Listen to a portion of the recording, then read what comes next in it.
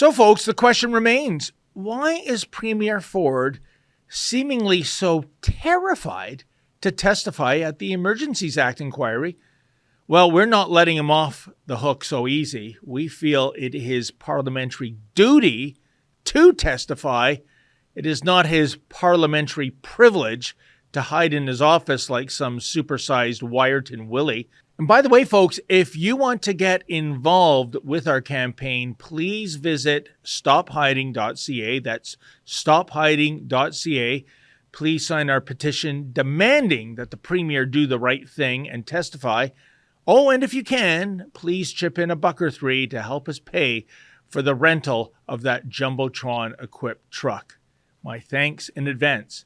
In any event, you had plenty to say about the reluctance of Premier Ford and former Solicitor General Sylvia Jones when it comes to testifying. Ralph Riley writes, "It's incredible that they refuse. They're public officials."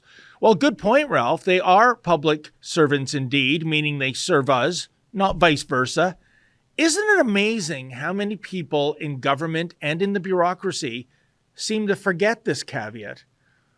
The Flyer 99 writes, "When someone has a guilty conscience, they are always afraid." Well, that's a really good point, actually. So the question remains, though, what is Ford and Jones so afraid of?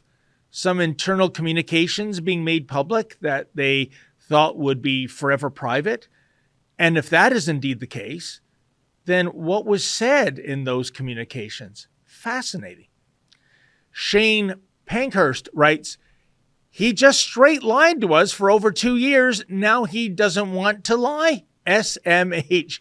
Yeah, and the biggest lie of all is Doug Ford's proclamation that he's a conservative. His past 4 years plus of governance does not resemble anything conservative. And what did he say the other day? That he stands shoulder to shoulder with Prime Minister Blackface McGroper? Wow, for the beleaguered members of Ford Nation, talk about bait and switch."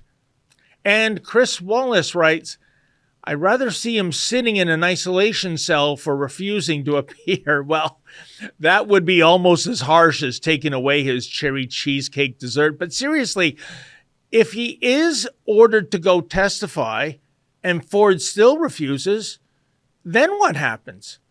Can't wait to see how this saga is going to play out in the days ahead.